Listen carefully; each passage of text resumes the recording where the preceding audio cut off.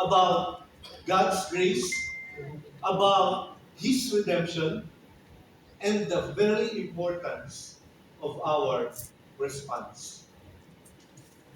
So how we handle failure, it does not only shape our character, but also influences our relationship, our future, and most importantly, our spiritual growth. That's why the title of our message today is Go Back to God. Can we say this?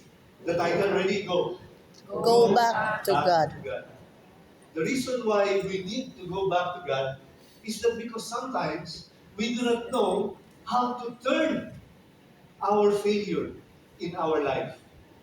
So, in our study today, we will look at two prominent characters, parallel characters. And I'm sure that, I don't know if you have the same name that you have today. And we will see that both of them reached the lowest valley, the greatest failure in their life.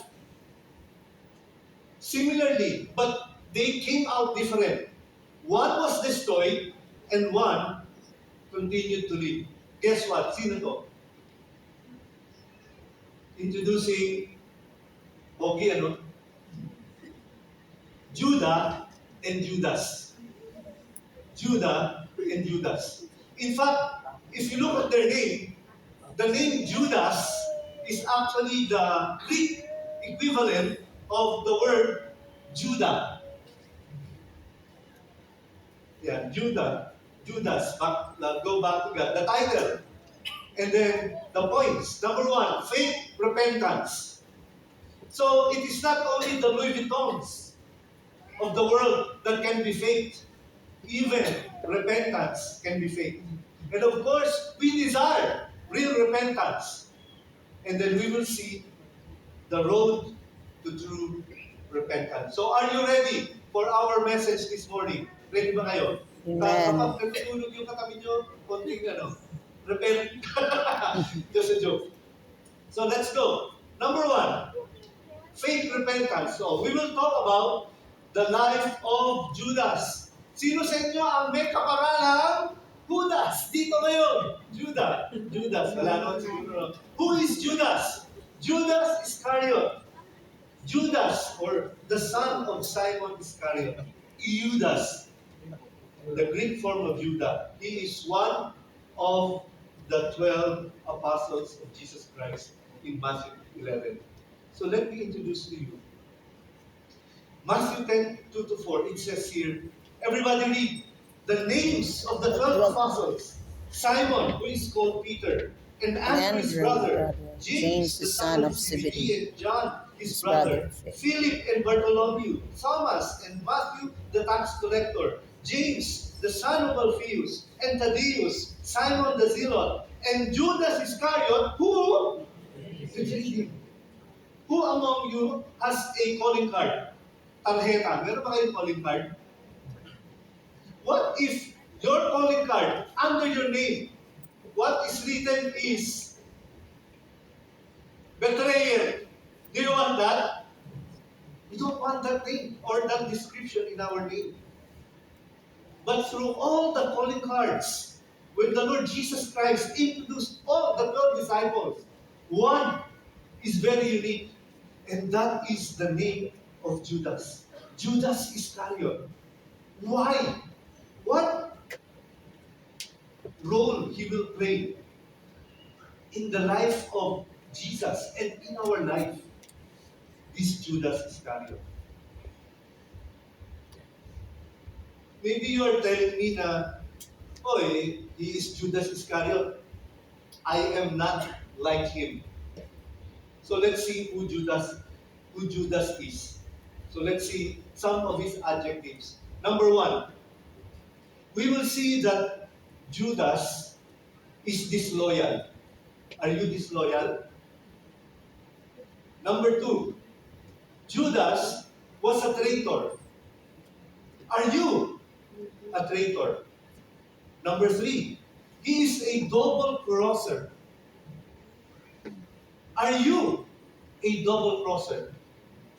He is a squealer. He is a rat. or he was a snitch. Are you one of these? Can you put your name like me? Yea, the disloyal. Yea, the squealer. The fact of the matter is, you and I, this is the irony of it all. We are betrayers of our Lord Jesus Christ. Do you believe that? Once in your life, I betrayed Jesus Christ. When I said to him, or when you say to him, Lord, I am looking for a job. Give me a job. If you will give me the job, I will serve you with all my heart. Give me this boyfriend. Give me this girlfriend. Give me this promotion, Lord. And then after that, what did you do? Oh, bro, no, that's sir. I'm sorry. Sorry, bro. I have a job to do. I'm very busy. I have so many things to do. Where is your loyalty to Jesus Christ? And then when nobody is looking at you, you get your computer, you get your phone, and what do you click from your phone or from your laptop? Porn sites. You said you love the Lord, but here you are, disloyal to Him. You are betraying Him. You said you are a double crosser because you said you love God, your heart belongs to Him, but where are you today? You gave your heart to somebody, and the Lord has not given the blessing of marriage in your relationship. Are you loyal or are you disloyal to God? Our name may not be Judas, but aren't we in the same boat as he is, as he was at the time? He was the betrayer. Are you a squealer? In the guise of prayer, we gossip. This is the problem of Christians. Uy, alam mo, ganyan na nag-pray, pag-pray natin siya.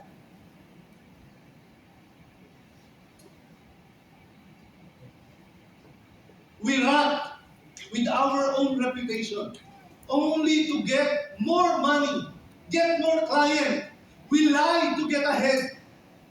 Anyway, the color is white. White lies.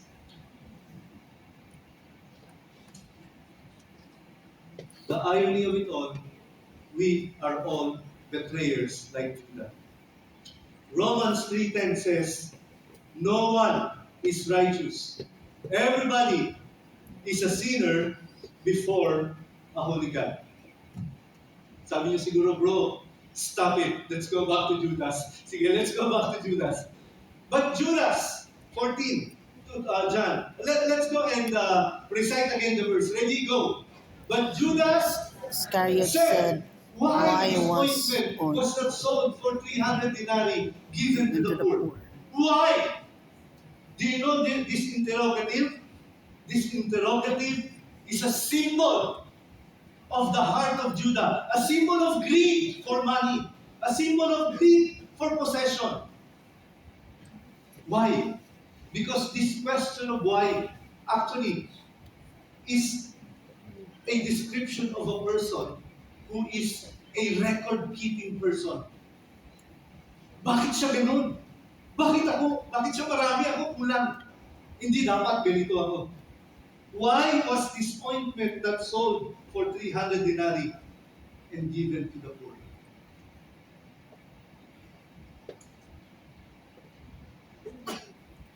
Yung makwenta ba? It's a sign that our heart is not with God. Because to me, it's a complaint before the Lord.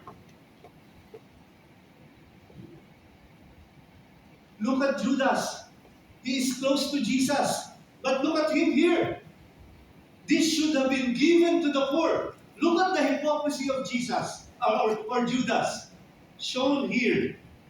Not because he cared about the poor. He cared about what? About money. Because he was a thief. And having charge of the money bag. Sino ba rito mga money bag? He used to help himself to what was put into it. Judas was it appears that Judas, he himself, he considered himself as a God. I need to be tithed. Nakuha niyo ba yung ibig sabihin? Because God, we tithe God 10%. And Jesus, or Judas, feels that he is a God. I need the 10%. So he takes 10% from the money bag. This is the failure of Jesus. What else? Then Judas Iscariot went to the chief priest and he said, "What will you give me to deliver him over to you?" The person that he has been with for maybe 3 years, who loved him, who sought him, ano ba? Who embraced him, endorsed him, selected him, one of the disciples. Anong betrayal? What will you give me? What's in it for me? 30 pieces of silver. The amount that they pay in this time for a slave. Hindi man lang pinagtanggol ni Judas si Jesus eh. Hindi, magaling tong tao ito. Pwede mo bang doblehin?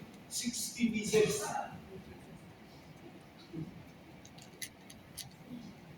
Hindi.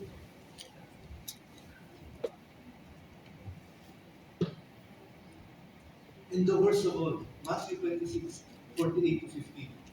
Kaya niyo pa bang bumasa? Let's read. Ready, go. Now the betrayer had given them a sign, saying, "The one I will kiss." And he came up to Jesus at once and said, "Greetings, Rabbi." He kissed him. Jesus said to him, "Friend, do what you came to do." Then he came up and laid hands on Jesus.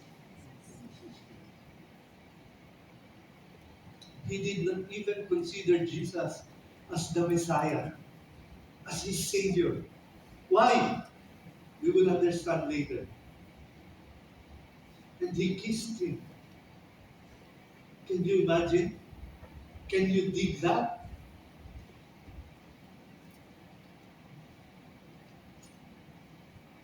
Then they came up and laid hands on Jesus. And suddenly, some sense came up to him. And when he saw that because of his action, one person who is innocent, his master, his Lord, was condemned, what did he feel? He felt remorse, and he returned the 30 pieces of silver to the chief priest. Nagsisi siya. Well, that is true to us. After betraying somebody, that's the feeling. If you are a real person and came for another person, this is the feeling. Diba? You return. But was his repentance genuine? Was it real? Matthew 27, "I have seen by betraying innocent blood, they threw," sabi nung mga Pharisees, "What is that was?" And then he threw the pieces of silver and he into the temple sanctuary departed and he went away. And what? Was his repentance real? I don't think so. Because it did not turn out good for him. False repentance